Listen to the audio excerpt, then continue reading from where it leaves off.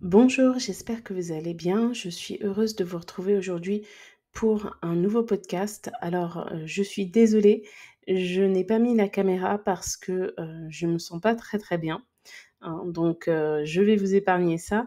Mais par contre, pour les personnes qui suivent le podcast sur YouTube, vous avez la carte du ciel de la nouvelle lune en Gémeaux qui aura lieu le 6 juin 2024 à exactement 14h37 dans le signe des Gémeaux et c'est une magnifique triple conjonction, pardon, car Vénus sera de la partie. Vous voyez bien sur la carte que, on a Vénus, le Soleil et la Lune qui sont sur le degré 16 des Gémeaux et en plus, Mercure et Jupiter sont également dans le signe des Gémeaux. Bon, ils sont à 2 degrés pour Jupiter et 6 degrés pour Mercure, mais on peut quand même parler de conjonction. Et c'est très intéressant, d'autant plus qu'aujourd'hui c'est la pleine lune en Sagittaire. Le Sagittaire est représenté par Jupiter et les Gémeaux sont représentés par Mercure. Donc il y a une continuité très intéressante entre la pleine lune de ce jour et la nouvelle lune qui aura lieu dans 14 jours. Alors je sais qu'une lunaison commence par la nouvelle lune, la pleine lune c'est à mi-chemin et après il y a une nouvelle lunaison. Mais quand même les choses arrivent dans un certain ordre je trouve. En plus la pleine lune d'aujourd'hui elle se fait avec Vénus et Jupiter qui sont tous deux conjoints dans le signe du taureau et quelques heures après la pleine lune du jour, Vénus va entrer en Gémeaux, pardon. Donc, le lien Gémeaux-Taureau, il est d'autant plus intéressant que Vénus, c'est l'astre du Taureau qui se trouve à domicile et qui va entrer dans le signe des Gémeaux. Et on a aussi Mercure, qui est l'astre des Gémeaux, qui est en Taureau, qui va finir par retourner à domicile en Gémeaux. Hein, je crois que ce sera le 3 juin, l'entrée de Mercure en Gémeaux, à vérifier. Donc tout ça pour dire qu'il y a un lien très fort entre les deux et que cette nouvelle lune en Gémeaux, en étant conjointe à Vénus, il y a un petit rappel de l'énergie du taureau. Donc tout ce que vous aurez cherché à mettre en place durant la lunaison taureau, tout ce qui aura demandé peut-être de la patience, de la stabilité, des ressources financières, des ressources matérielles, et tout ce qui peut toucher de près ou de loin l'alimentation, peut se retrouver aussi dans le sujet de la nouvelle lune en Gémeaux. Donc déjà, le signe des Gémeaux, c'est un signe qui décrit l'insouciance, vraiment. Si ça représentait un âge, on pourrait dire que ce serait l'adolescence. Donc il y a vraiment cette volonté de légèreté, de complicité, de spontanéité aussi.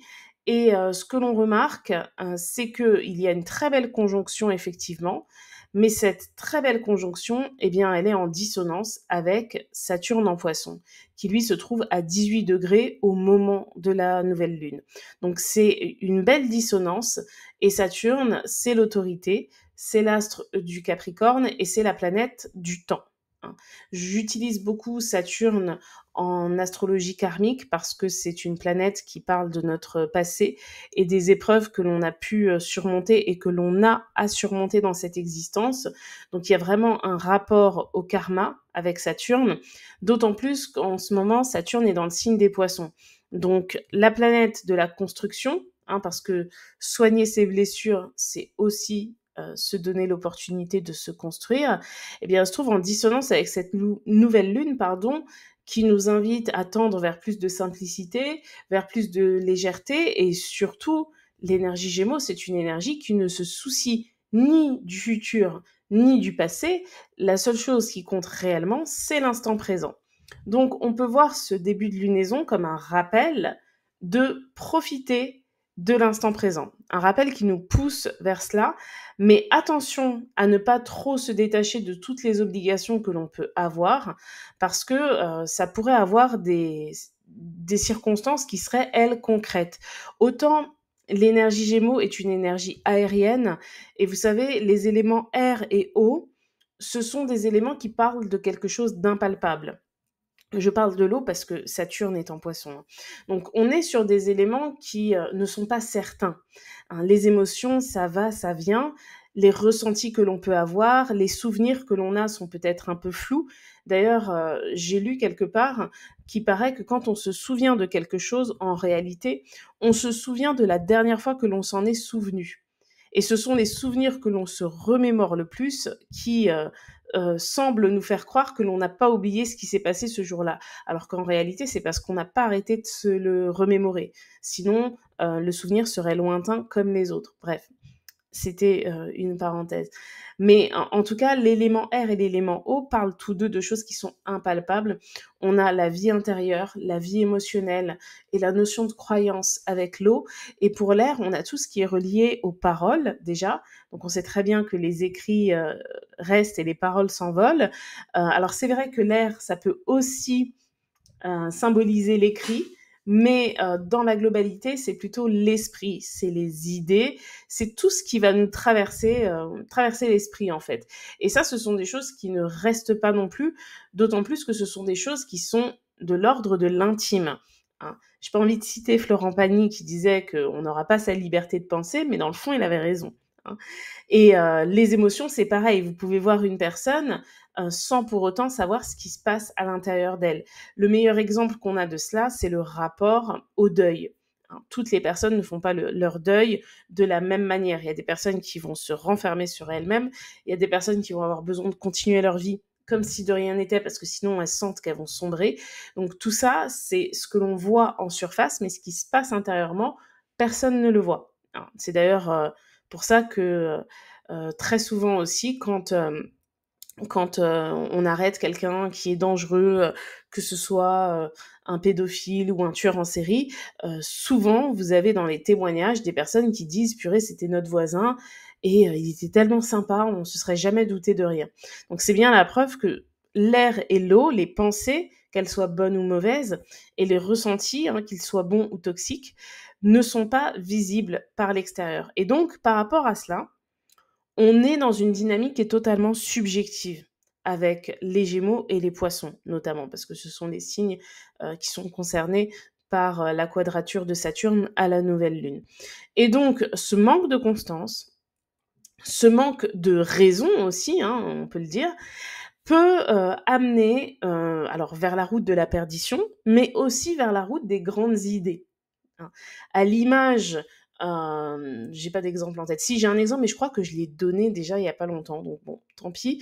Mais à l'image des scénaristes du Roi Lion, par exemple, quand ils ont eu besoin de d'écrire la partie du scénario qui permettait à Simba d'avoir cet électrochoc pour retourner sur la Terre des Lions, ils n'avaient pas d'idée, ils n'arrivaient pas à le matérialiser dans un dessin animé pour des enfants. Jusqu'à ce que quelqu'un dise, on n'a qu'à lui foutre un coup sur la tête, et au final, c'est ce qui est resté. Donc vous voyez, parfois, quand ça devient trop nébuleux, quand c'est trop personnel aussi, parce que j'imagine que quand on écrit des choses comme ça, on se demande qu'est-ce qui pourrait me faire avoir à moi un électrochoc, comment je réagirais, comment on pourrait le décrire à des enfants, etc. Donc quand on rentre dans les grands questionnements, eh bien, on se rapproche de la perdition, mais on se rapproche aussi du génie. Hein. Et c'est ça le paradoxe. D'ailleurs, c'est pour ça aussi que l'on peut voir que souvent, de grandes inventions se font à un moment où on pensait que c'était le chaos absolu, qu'il n'y avait plus d'idées et que la personne était perdue. Hein. Je crois que c'est la tarte tatin qui est une recette reliée à un échec, en fait. Je crois, hein, il faut que je vérifie. Alors, j'ai vérifié et c'est bien ce que je disais, hein. La tarte tatin, c'est une recette qui, à la base, est ratée. Hein, j'ai trouvé un site qui parle de ça. Parfait. D'ailleurs, sachez que les chips et le roquefort, c'est pareil. Bref. Donc, tout ça pour dire que parfois, se perdre, ça permet aussi de se retrouver ou de trouver l'idée qui va nous permettre, en fait, de trouver des solutions à nos problèmes ou de réaliser un projet tout simplement. Donc, je pense qu'il va falloir faire preuve d'une certaine forme de vigilance en ce début de mois de juin, d'autant plus que les énergies changent. Hein. Les énergies changent puisque Jupiter est entré dans le signe des Gémeaux. Alors, au moment où je fais ce podcast, ce n'est pas encore le cas, mais ça va vite arriver, hein. J'enregistre ce podcast, on est le 23 mai. Dans 3 jours, Jupiter entre en Gémeaux et c'est quelque chose qui va se ressentir particulièrement début juin parce que le Soleil, la Lune, Mercure, Vénus vont tous, se rassembler dans ce signe et donc ça peut donner un sentiment vraiment d'être, au-dessus de tout, d'être intouchable. Vous savez, ce sentiment que l'on a quand on pense que rien ne peut nous arriver, que, on peut tout expérimenter, un sentiment qui déconnecte aussi totalement, de la temporalité, c'est-à-dire qu'on a le temps de tout faire, c'est pas grave. Enfin, quand je décris ça, je me dis vraiment que les Gémeaux, c'est, le signe qui symbolise effectivement l'adolescence. Vous savez, cette période où on croit qu'on sait tout, où on trouve, les plus jeunes que nous trop ennuyants, on trouve les plus vieux que nous complètement cons, hein, faut le dire. C'est ça souvent qui nourrit le «combat» entre guillemets, bon j'aime pas trop ce terme, mais on va dire le conflit générationnel entre, entre les générations, hein. C'est qu'à un moment donné, par rapport aux générations précédentes, on a l'impression que l'on sait tout. Pourquoi? Parce qu'on voit le monde d'un œil neuf, en fait. Vous savez, c'est la pure objectivité, mais on n'a pas tous les tenants et les aboutissants. D'ailleurs, j'avais remarqué, alors dans mon entourage personnel, alors je ne sais pas si c'est représentatif de la France, hein, mais quand on était jeune, quand on avait, enfin, je parle comme si j'étais vieille, mais quand on avait 20 ans, il y avait beaucoup de personnes qui étaient de gauche, par exemple, et qui ne le sont plus aujourd'hui. Parce que je pense que c'est un parti politique qui défend des principes qui font rêver, mais qui sont pas du tout faciles à mettre en place, c'est-à-dire l'égalité. D'ailleurs, on pourrait faire un débat, est-ce que l'égalité est même possible factuellement? Je pense que c'est pas possible. Ça défend des principes qui sont, entre guillemets, chez beaucoup de personnes aujourd'hui qui étaient à fond dans ces principes-là, qui sont aujourd'hui quelque chose qu'on pourrait apparenter à un monde des bisounours où tout le monde s'aime bien, où tout le monde peut s'entraider, où il y a beaucoup de choses qui sont, alors j'aime pas le terme gratuit parce que quand c'est gratuit, c'est jamais vraiment bien entre guillemets, mais qui sont accessibles à beaucoup. Et avec le temps, en fait, ces personnes-là, qui pouvaient être même anti-système, hein, au-delà, enfin, je donne l'exemple de la gauche et de la droite, hein, c'est pas pour créer un débat politique, pas du tout, mais on voit bien que selon les courants politiques, il y a un courant qui est plutôt de l'ordre de la responsabilisation de l'individu, c'est-à-dire un discours qui va plutôt dire si tu deviens riche, c'est grâce à toi, si t'es pauvre, c'est à cause de toi, hein. Et de l'autre côté, on va avoir un discours qui va être plutôt un global et collectif en disant que le but c'est pas qu'il y en ait qui soient riches, le but c'est que tout le monde soit au même niveau, que tout le monde puisse, enfin pas forcément au même niveau, mais à des niveaux qui se rapprochent. En tout cas, que tout le monde puisse profiter pardon, d'un maximum de choses que la société peut offrir. En fait, c'est deux visions qui sont totalement différentes. Et je trouve que les jeunes ont plus cette vision qui parle du collectif, tandis qu'avec l'âge, il y a de plus en plus de gens qui tendent vers quelque chose de plus libéral, hein. Et je trouve qu'on l'a vu pendant les dernières élections, alors pas que, mais la majorité de l'électorat des partis qui étaient plutôt à gauche étaient surtout des jeunes. Parce qu'en fait, il y a cette envie de, de mettre en place des choses qui n'ont jamais été mises avant. Il y a l'œil de la nouveauté qui est porté en fait sur la vie et cette nouveauté, elle donne l'impression que tout est possible. Alors, je dirais pas que c'est qu'une impression parce que je pense aussi que beaucoup de choses sont possibles, mais l'énergie Gémeaux, vous voyez, en dissonance avec Saturne qui représente l'énergie du Capricorne, ça symbolise exactement ça. Ça symbolise l'insouciance de la jeunesse qui peut même être très moralisatrice par rapport aux personnes plus âgées en disant vous nous laissez ce monde-là, vous avez fait ça, vous avez mal fait, etc. Mais la seule chose que la jeunesse n'a pas, que l'énergie Gémeaux donc n'a pas quand on retranscrit sur la nouvelle lune, hein, eh bien, c'est l'expérience. C'est-à-dire que c'est toujours très facile de parler de beaucoup de choses, de donner son avis sur beaucoup de choses et de vouloir mettre en place beaucoup de choses quand on n'a pas l'expérience, hein.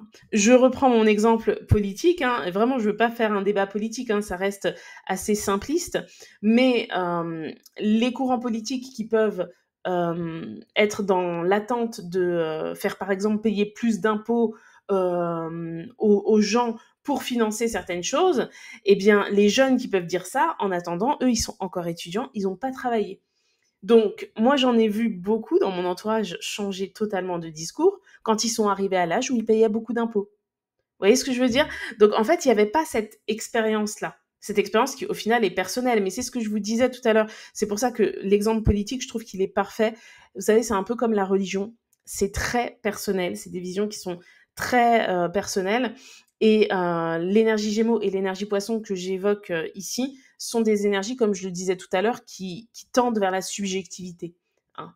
Donc on parle de quelque chose au final qui est très très intime, les pensées, les ressentis émotionnels, etc. Et d'ailleurs, si vous prenez, par exemple, les revendications politiques de quelqu'un à n'importe quel âge, ce sera poussé par ses émotions et par ses pensées, hein. Et en plus, après, par la concrétisation des expériences pour les personnes qui ont déjà expérimenté, notamment le monde du travail. Donc, dans cet exemple-là, qui est vraiment parfait, je trouve, l'idée n'est pas de dire les personnes qui ont de l'expérience ont toujours raison et celles qui n'en ont pas ont toujours tort. Donc le Capricorne, donc Saturne en Poisson a toujours raison et les Gémeaux ont toujours tort. Mais l'idée n'est pas non plus de dire l'œil nouveau des Gémeaux est forcément plus intelligent et plus adapté que la sagesse du Capricorne. En fait, il faut vraiment trouver un juste milieu entre ces énergies. Et pour reprendre cet exemple, alors je sais, j'aime bien donner des exemples parce que je trouve que c'est vraiment parlant, mais c'est pour ça que, en tout cas, d'un point de vue personnel, je suis pas d'accord avec les personnes qui vont dire que la jeunesse aujourd'hui c'est n'importe quoi, et je serais pas d'accord non plus avec les jeunes qui diront que les personnes avant elles ont fait n'importe quoi, parce que eux, les erreurs, ils vont les faire après. Et les personnes qui disent que la jeunesse aujourd'hui c'est n'importe quoi, elles ont été jeunes aussi, et elles ont été considérées comme, entre guillemets, n'importe quoi par les personnes plus âgées avant. Hein, c'est un discours que vous retrouverez à chaque fois. Hein, les jeunes d'aujourd'hui, dans 15 ans, ils critiqueront les jeunes. C'est parce que c'est une question de génération, tout simplement. D'ailleurs, j'ai bien vu vos commentaires pour les générations plutoniennes. Je vais faire des vidéos, etc. J'y pense. Je pense que je ferai ça pour le courant du mois de juin. Donc, pour en revenir à notre chère nouvelle lune, vous voyez, tous ces exemples-là, gardez uniquement ce que ça évoque chez vous, ce côté juvénile et ce côté expérimenté, parce qu'au fond de nous, on a tous les deux côtés. Hein, on a tous des choses sur lesquelles on a de l'expérience et des choses sur lesquelles on est complètement novice. Hein, ça peut se retranscrire sur plein de choses dans notre vie, et je pense que pour beaucoup de personnes, au moment de cette nouvelle lune, justement, on va foncer dans quelque chose de nouveau. Et on aura tendance à ne pas vouloir écouter les personnes qui ont de l'expérience. Et je pense qu'il faudra faire attention. C'est un nouveau départ qui respire, on va dire, la chance et l'abondance. Quand vous avez une nouvelle lune qui est conjointe à Vénus, en général, ça sent bon, hein. Vraiment, il faut le dire. Surtout que Vénus et la lune, ce sont les deux archétypes féminins.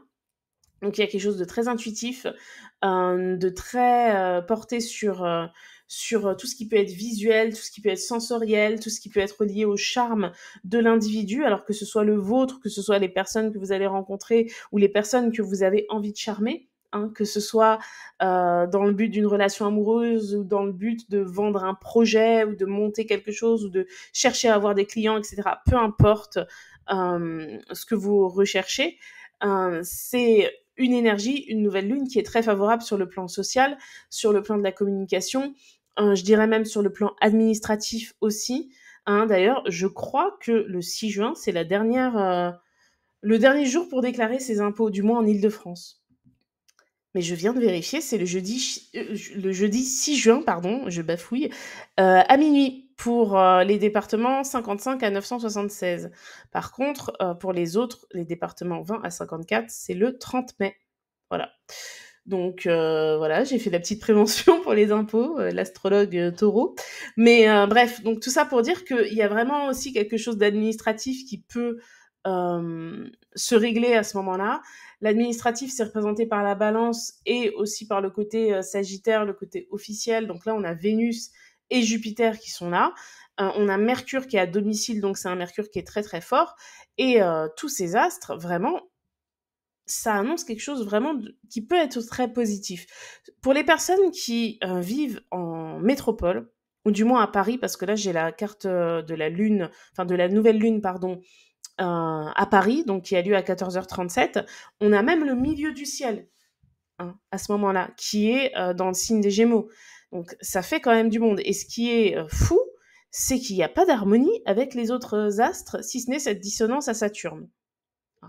Par contre, Mercure et Jupiter, qui sont au début du signe des Gémeaux, eux, ils sont en harmonie avec Pluton. Pluton qui est en Verseau, qui rétrograde, mais qui est toujours en Verseau. Donc, Jupiter en harmonie avec Pluton en Verseau, Jupiter en Gémeaux en harmonie avec Pluton en Verseau, c'est quelque chose, c'est la première fois de notre vie qu'on vit ça. C'est-à-dire que l'astre de l'expansion qui nous pousse à aller vers les autres, à nourrir ce sentiment de fraternité, à considérer énormément l'amitié. Je pense que l'amitié aura un rôle très important au cours de ce mois, qui nous pousse à apprendre, qui nous pousse à comprendre, peut-être même, certainement même, à voyager, à découvrir de nouvelles choses pour la première fois depuis qu'on est nés tous, est en harmonie avec Pluton qui se trouve dans le signe du Verseau. Et le signe du Verseau, c'est un signe qui cherche à innover. Donc on retrouve ici ce que je disais au début, qui fait penser à l'éclair de génie en fait. Donc je pense que ça peut être une période vraiment très intéressante. La notion de génie, elle apparaît par rapport au fait que Pluton cherche à réformer les choses. Et c'est comme si dans votre vie, par exemple, vous cherchiez une solution à un problème, mais depuis longtemps. Depuis longtemps. Alors, soit un problème qui concerne un projet, puisque le signe du Verseau, c'est le signe des projets, soit quelque chose qui joue sur votre rapport aux autres. Hein, ça peut être le lien social, ça peut être comment on vous voit, on a aussi Vénus, ça peut être sentimental, ça peut être comment avouer ses sentiments, comment... Alors quand je dis comment avouer ses sentiments, je fais une parenthèse, vraiment, ne pensez pas que c'est juste avouer ses sentiments amoureux à quelqu'un. Hein, je sais que y a des réflexes comme ça qui restent. Si on parle d'avouer ses sentiments, on va tout de suite penser à ça et uniquement à ça. Avouer ses sentiments, c'est aussi peut-être avouer les ressentis qu'on a pour une personne qui nous saoule ou qui est allée trop loin ou qui prend trop ses aises à nous critiquer ou à nous donner des conseils qu'on n'a pas demandé. Ça peut être un ami, ça peut être la famille, ça peut être au travail, peu importe, ça peut être un voisin. Enfin, il peut y avoir l'idée de vider son sac. Et en fait, ce sont des choses qu'on peut difficilement savoir comment faire en fait. Bon, c'était pas très français ma phrase, je peux pas reprendre, mais c'est des choses qui sont difficiles à faire naturellement pour beaucoup de personnes parce qu'il peut y avoir cette envie de pas blesser l'autre, etc. Et là, c'est comme si facilement le destin ou la vie allait faire que tout allait couler de source. Soit ça va sortir tout seul, soit il va y avoir une situation qui va amener à prendre des distances avec cette personne. Enfin, quelque chose vraiment qui tombe à pic. Il y a l'idée vraiment d'un bon timing. Et pour que ce timing soit bon, vu que Saturne, c'est la planète du temps et qu'il est en dissonance avec cette nouvelle lune, il faut, je pense, être vraiment à l'écoute de l'expérience que l'on a et de celle aussi que l'on n'a pas. Hein, on fait toujours, on met toujours l'accent sur le fait que on doit tirer des leçons sur nos expériences passées. C'est quelque chose que je trouve fondamentalement vrai. Mais il faut aussi avoir de la clairvoyance sur ce que l'on ne sait pas. Et si vous observez, alors j'allais dire les autres autour de vous, mais aussi votre vie, il est possible que les plus gros échecs que vous ayez connus sont portés par la certitude de savoir, en fait. Avoir l'humilité de dire je ne sais pas, c'est en aucun cas une honte. C'est même une très très grande qualité. Vraiment. Ça me fait penser à une personne que je connais qui est une personne vraiment assez maligne, mais qui n'a aucun problème. Franchement, je crois que c'est la personne, c'est un ami à moi, c'est la personne la plus humble que je connaisse à ce niveau-là, qui n'a aucun problème à dire je sais pas. Les moqueries, les rires, si ça peut arriver, il y a aucun problème avec ça. La seule chose que cherche cette personne, c'est se perfectionner. Et c'est quelqu'un que je connais depuis très longtemps et qui a aujourd'hui un niveau de vie qu'on n'aurait pas du tout imaginé, tout simplement parce que c'est une personne qui est très sociable et qui sait se mettre, qui sait «s'écraser» entre guillemets et qui sait parfaitement retenir ce que les autres vont lui apprendre et qui n'a aucun problème à passer même pour le débile de service s'il le faut, quitte à poser sa question jusqu'à avoir compris. Et ça, c'est vraiment une grande qualité. Et je pense que là, c'est quelque chose à laquelle on va être confronté. Alors de manière générale, bien évidemment, ça va toujours toucher plus certaines personnes que d'autres, mais le conseil principal que j'aurais pour cette nouvelle lune, c'est vraiment accepter de ne pas savoir. Hein. Et pourtant, hein, quand on lit dans les grandes lignes, nouvelle lune en Gémeaux avec Jupiter, c'est l'apprentissage, les connaissances, etc. Mais je trouve que là, la dissonance à Saturne, plus que à ce que l'on sait, elle nous renvoie vers ce que l'on ne sait pas. Et donc vers l'humilité nécessaire pour dire je sais pas. Et comme Saturne c'est la planète du temps, vous voyez cette notion de bonne temporalité, eh ben elle se mettra en place dans la lunaison, donc c'est pas forcément le jour de la lunaison, si l'on accepte justement de suivre les conseils des personnes qui vont bien évidemment nous donner de bons conseils. Si vous avez envie d'acheter un bien immobilier, n'écoutez pas votre ami qui est en HLM depuis toujours ou en location depuis toujours. Hein, je n'ai aucun problème avec les personnes qui sont en HLM ou en location, c'est pas le sujet. Mais si vous avez un projet spécifique, prenez les conseils des gens qui ont expérimenté des choses dans ce sujet-là. Hein. Ça ne veut pas dire que votre ami qui est en location n'a pas des expertises sur d'autres sujets. Mais enfin, c'est un exemple comme ça, mais ça se rejoint sur beaucoup de choses, vraiment. Hein. En amour, comment faire durer un couple, on ne demande pas ça à l'ami qui est toujours célibataire ou qui n'arrive pas à faire durer une relation plus de 6 mois. Hein. C'est juste du bon sens. D'ailleurs, le bon sens, c'est très saturnien. Donc, d'une manière générale, vraiment, je pense que cette nouvelle lune, pardon, est vraiment bénéfique. Et elle va nous demander vraiment de faire preuve d'adaptabilité, certainement de changer nos plans, pas forcément de A à Z, mais peut-être juste de A à D, hein, parce qu'on ne savait pas quelque chose, parce qu'on doit incorporer quelque chose de nouveau. Ça peut être aussi financier, parce qu'on a toujours Vénus qui est là.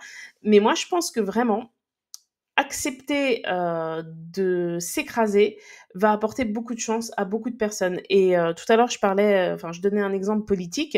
Vous voyez, nos politiques, il y a les élections européennes le 9 juin. Ça peut être décisif. Vous voyez, par exemple, il pourrait y avoir... alors, j'ai pas tout suivi hein, au niveau de ces élections, donc une fois de plus, hein, l'idée n'est pas de faire un débat politique, mais c'est juste pour illustrer.